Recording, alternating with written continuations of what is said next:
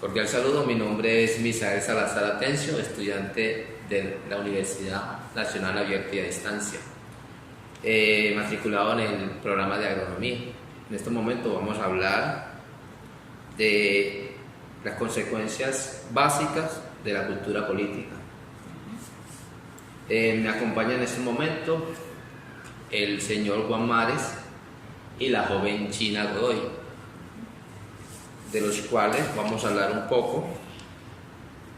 Señor Juan, ¿qué diferencia y similitudes y relaciones hay entre Estado, nación y gobierno? Bueno, el Estado somos toda la población que compone una nación. El gobierno es la acción que por medios políticos y acuerdos a través de una constitución se rige esa nación.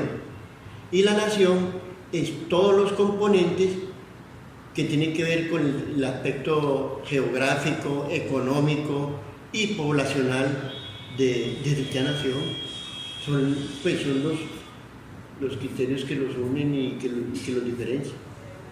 Bueno, agrego un poco a lo que dice Juan acerca de pronto diferencias y similitudes en estos tres términos, y es que lo que tiene que ver con gobierno no netamente aplica, o sea, es dependiendo, digamos, la territorialidad, ¿cierto? Porque podemos hablar de gobiernos en temas municipales, en temas departamentales y en temas nacionales, pero que a nivel general, digamos, al menos como está constituida nuestra nación, que obviamente tiene que ver netamente con asuntos geográficos y limítrofes, que es lo que, porque en sí una nación lo que lo identifica, digamos, son cosas en común, costumbres, cultura, y que hacen que, digamos, cierta población se diferencie de otra.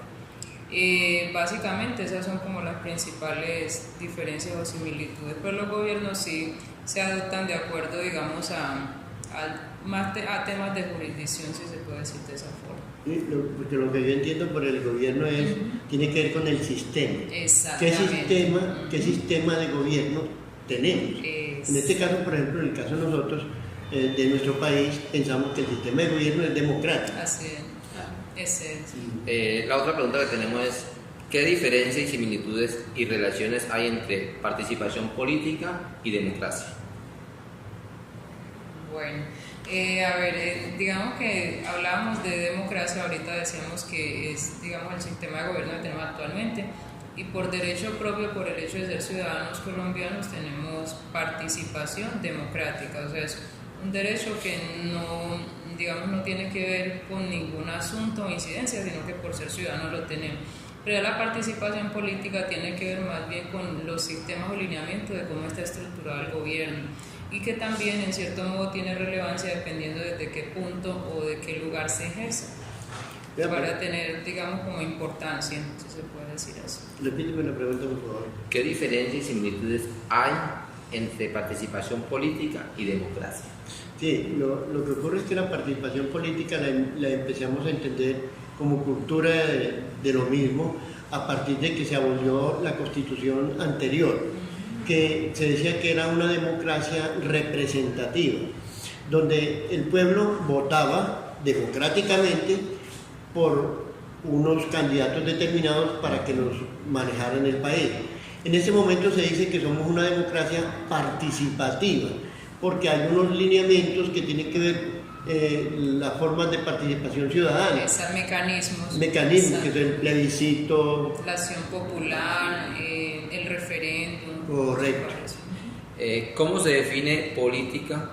¿Cuál es la diferencia entre político y política y político? Entre política y político.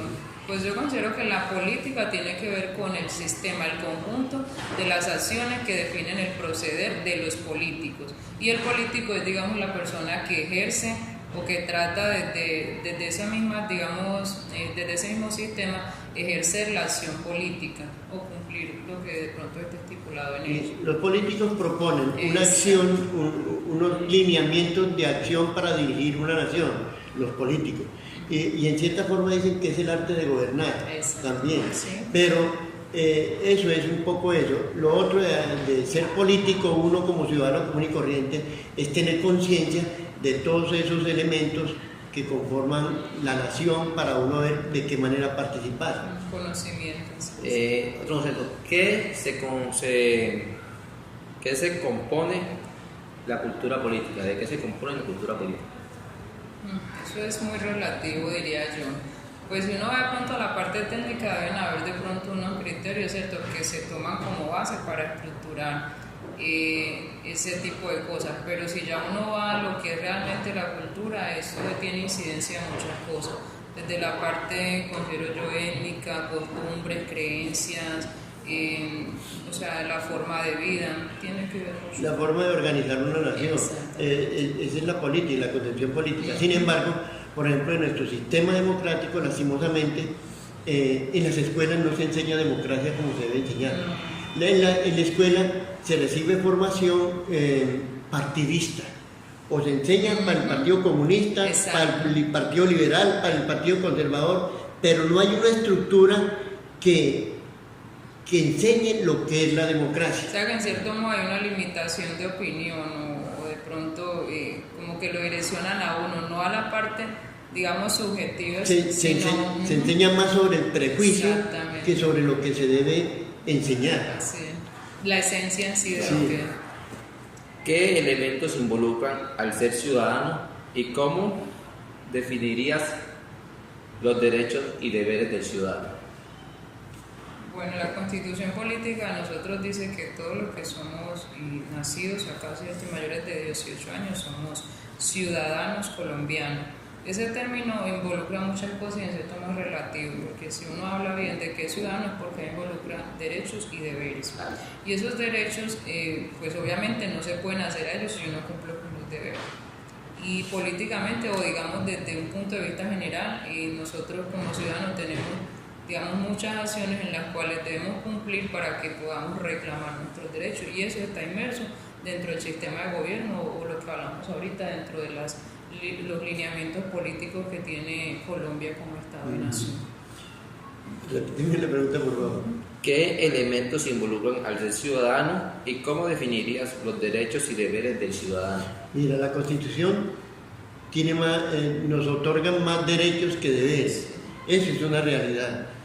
Pero la diferencia entre derecho y deber es que el derecho se lo pedimos a la nación, se lo pedimos a la nación, no a los individuos. El deber es un deber de nosotros como ciudadanos para conservar el Estado, porque el Estado somos nosotros. Entonces, ese es un asunto que no, la mayoría no lo tenemos bien claro. No lo tenemos bien claro. ¿Por qué? Por lo que te dije en la pregunta anterior. No hay una formación para la democracia. Usted, por ejemplo, va y escucha a un niño cubano y va creciendo y le están metiendo el sistema hasta los tuétanos. Es decir, hay coherencia entre lo que se enseña y lo que se va a practicar después. Entonces un ciudadano, cuando eso crece, nace con toda esa cultura de que el sistema que tienen es el mejor del mundo. O sea, en cierto modo es una identidad propia ya. Sí, ya eso está. En cambio nosotros, nuestra democracia es tan excesiva que abusamos de ella. Sí, abusamos porque ya uno cree que tiene todos los derechos, pero ningún deber. Ningún deber. Bueno, muchas gracias por su participación, don Juan. Gracias, fue un gusto. Gracias. Ok. Gracias. Hasta la próxima.